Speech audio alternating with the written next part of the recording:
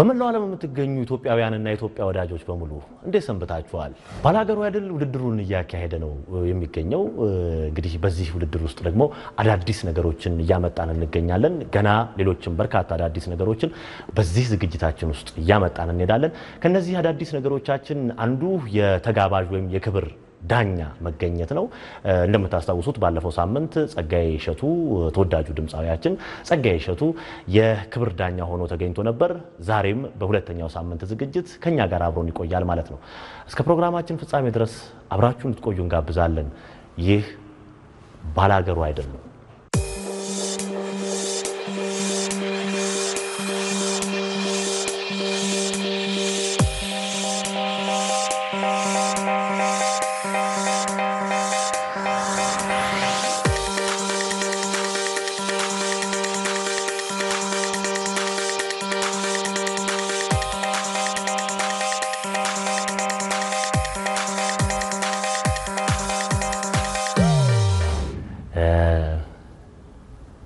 ግሩም ዘነበ ባላለው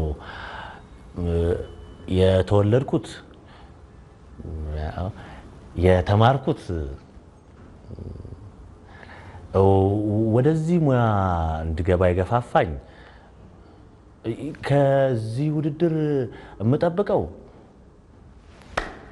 ይህ ባላገሩ አይደለም። ባላገሩ አይደል ተጀመረ። አስቻላሉ ሰው ባላለው አንዳንድ ሰዎች ለምን ዝም ብለ ቆራሊውን ለምን አትልበትም ይኛል። አንዳንዶቹ ደግሞ አበረታተውኝ የሆነ ቦታ ሄደ ለምን ሙዚቃ አትሞክርም ለምን እንደዚህ ለሙዚቃ ነው እኮ የተፈጠርኩ ምናምን ቢሉኝ ሰዎችም አሉ። እኔ አሸንፋለሁ ብዬ አስቤያለሁ። እንግዲህ ዋናው ተዘጋጅቶ መቅረብ ነው። ወደዳችንን ድብቅብቅ አድርገን የማፍቀርን ነገር ሚስጥሩን ሸሸገን ጭረስረስ እናርገው እኛው ተፈላልገን። አንተንም መምሰል አልቻልክም፣ ቴዲንም መምሰል አልቻልክም። በየትኛው መመዘኛ አንተ ፈተናውን ልትወጣው ትችላለህ ብለን እናስብ። ኦር ደግሞ ዘፈኑ ላንተ አይስማማ፣ ላንተ የሚመጥህ ሌላ ዘፈን መገኘት ነበረበት ወይንም ማሰብ ነበረበት። ያለበለዚያ ግን ዝም ብለን ቴሌቪዥን ለመታየት የምንመጣ ከሆነ ትርጉም የለው። አንተ ምን ይሰማሃል? አይኔ ኮች ደህና ነበር። እዚህ እኮ ትንሽ የፍርሃትም አይደለም የመንቀጥቀጥ እኮ አይደለም። መመዘኛዎቹ 7 መስፈርቶች አሉ። ምንም ከ7 ውስጥ አንዱንም የሚያሟላ አይደለም። ለዛሬ ግን ይሄ ነው። ይቅርታ አይዞህ።